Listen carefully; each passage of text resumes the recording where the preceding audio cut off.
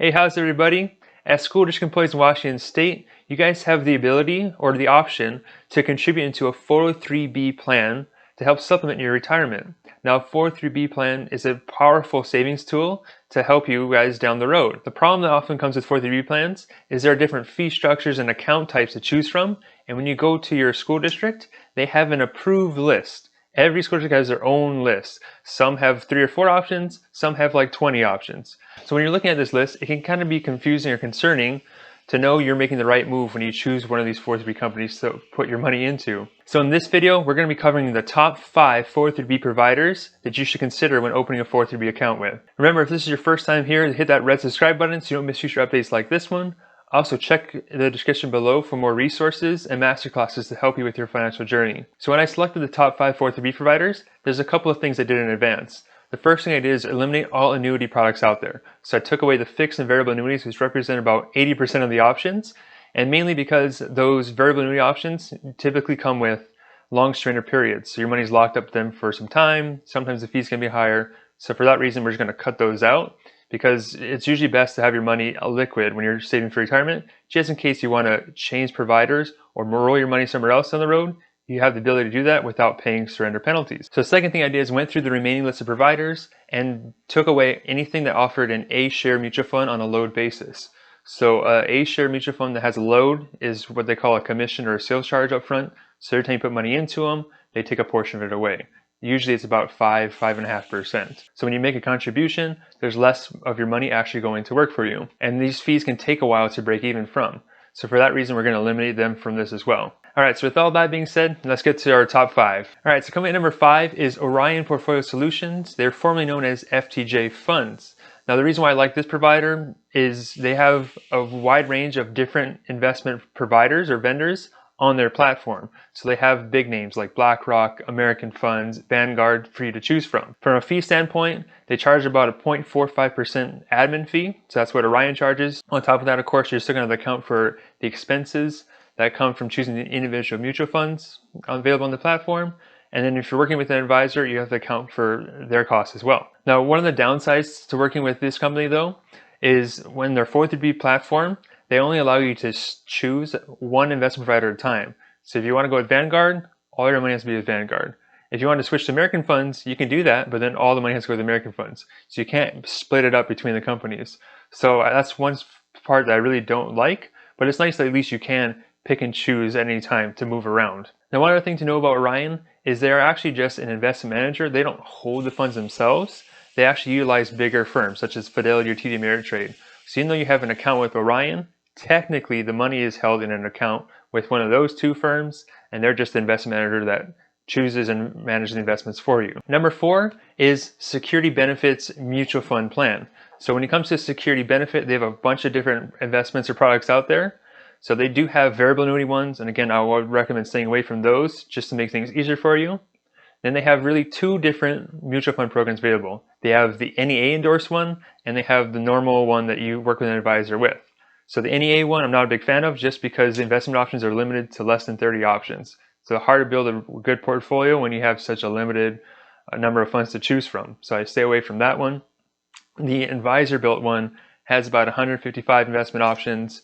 They do have Vanguard and American funds and things like that. So a wide range of fund companies to choose from. Now, the downside with the security benefit platform is their fees are typically a little bit higher when compared to other options. But in a pinch, when you're in a school district with really nothing else but variable annuities around, security benefit can be a great fit for you, especially because they don't have the surrender fee attached to them. Some things to know is they do charge additional admin fees on certain funds. So for example, if you want to go with American funds, they charge an extra 0.1%. If you want to use Vanguard, they charge an extra 0.45%, which is something I'm really not a big fan of, but they're the company and they can pretty much do what they want. So just be aware of there are different fees if you choose certain investment options within there. The part that I like with the security benefit is it does give you that wide range of funds. And yes, in this one, you can have money in multiple different fund families or investment providers. So you can have some with Vanguard, some with American funds, some pretty much wherever you want. They don't limit you or make you or pigeonhole you into just one fund family like the Orion platform did. So that's one thing I really like with this platform. So number 3 is Vanguard. Now Vanguard is widely known as the low cost provider, and that's really what draws a lot of people to it. And the important thing to remember here is you get what you're paying for. Vanguard is charged low fees because they're index funds. They're not trying to beat the market. All they're trying to do is match it. So in many cases that can be okay, but also know that this is a do-it-yourself plan. So you're responsible for opening the account yourself, keeping up to date with any 403(b) law changes. So if the contribution rates change, you should be up to date on that stuff, as well as you're responsible for choosing your own investment portfolio, which some people like to do that, some people not so much. And in many cases, it may seem like a good idea until the markets start going volatile and you start seeing these big downtrends. Then some people tend to panic. And when you're in control of your own money, emotion gets in the way. You can tend to make some irrational decisions and could cost you some performance down the road. The other negative with working the Vanguard plan is you're limited to only using Vanguard funds. And in fact, you're only allowed to use about 50 investment options. So they don't give you all the investment options they have. They're limited you to just 50, and it has to be all Vanguard managed, of course, because they're not going to let you use some other fund company providers because they're in competition with them. Now, to some people, it may not seem like a bad thing, but for example, if there was a fund company out there that had equal amount of fees but beat Vanguard's performance by 10%, you probably want to consider that fund in the future. When you're in a Vanguard platform, you don't have that option. You have to stay within their fund limits. But overall, if you're looking for just a cheap, low-cost option that you want to manage yourself, Vanguard could be a good fit. Number 2 is going to be Fidelity. Again, these are just like Vanguard. It's completely do-it-yourself. The nice thing with them is they do give you up to 180 investment options. So you have 3 times as many investment options available to them. And in many cases, Fidelity is equal or lower than when it comes to fees when compared to Vanguard. And so again, this is because of the do-it-yourself, you're responsible for opening and maintaining and keeping up to date with any 403(b) taxes or rule changes. Because you're working with these bigger firms and it's a do-it-yourself plan, if you guys have questions or need help with it, you're going to have to be calling into an 800 number. You're going to expect some hold times, go through a phone tree, hopefully get the right person on the phone. So there's different amounts of headaches that come along with that. And remember, at the end of the day, these people that work there aren't giving advice because they're not licensed advisors. So if you're looking for advice on it, most times they're not going to be able to help you, or they can connect you with one of their own employees who is an advisor, but typically they're going to charge you for that. So now the number 1 403(b) provider, in my opinion, is going to be Aspire. And they're actually one of the largest providers when it comes to 403(b) plans. So when it comes to Aspire, they have over 10,000 different mutual funds that you can choose from. So that blows everybody else in our list out of the water. And so pretty much any company you want to invest in, you can do so. They don't upcharge or charge more for different fund providers. So if you like the idea of having low-cost funds with Vanguard, which maybe you like the option to use some from Fidelity or other providers, Aspire can do that for you. Now, Aspire also lets you choose to work with an advisor or do it yourself. So you can do either one you want to. Aspire just charges 0.15% as an admin fee. That's it. And then you just pay whatever expense ratios from the funds you choose from. Now, if you want to go ahead and have an advisor help you open the account or manage the investments within there, you go and hire an advisor.